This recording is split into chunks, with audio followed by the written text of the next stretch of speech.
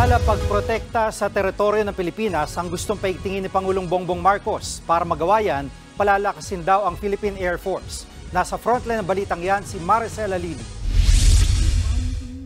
Ito ang kunwaring command center ng mga kalaban ng umaangkin sa ating teritoryo. Target ng Philippine Air Force na wasakin ito.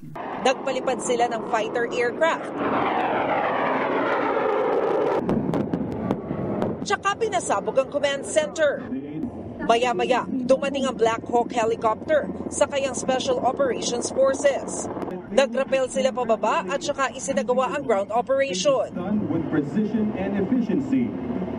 Nakasuporta rin ang Guided Precision Aerial Delivery System o GPADS. Mala-parachute ito na kayang maghatid ng supply sa eksaktong lokasyon ng mga sundalo. Habang sa ground naman, nakaporma ang Ground-Based Air Defense System o GBADS.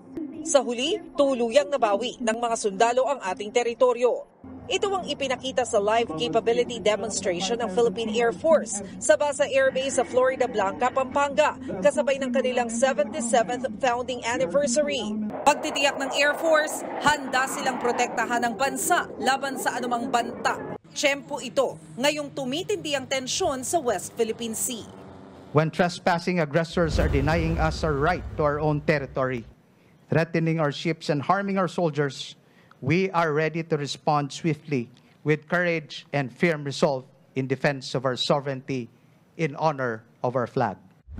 Dumalo rin sa event si Pangulong Bongbong Marcos. Sa kanyang speech, tiniyak ng Pangulo ang patuloy na pagpapalakas sa mga asset ng Air Force para protektahan ang ating bansa laban sa internal at external threats. We have increased our maritime domain awareness by regularly conducting maritime patrol missions, monitoring over 400 unknown tracks within the Philippine Air Defense Identification Zone.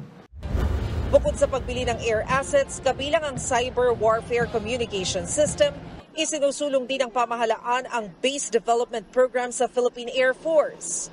Importante raw na maisama ito sa iba't ibang military exercises. Wala man sa event, nagpaabot din ng pagbati sa Philippine Air Force si Vice President Sara Duterte. Kinilala niya ang hindi matatawarang sakripisyo at dedikasyon nito para mapaglingkuran ang bansa. Nagbabalita mula sa Frontline, Maricel Halili, News 5. Mga kapatid, Jiggy Manikad po, iba na ang may alam at may pakialam sa panahon ngayon. Para sa konkreto, kumpleto at komprehensibong balitaan sa Frontline, mag-follow at mag-subscribe sa social media pages ng News 5.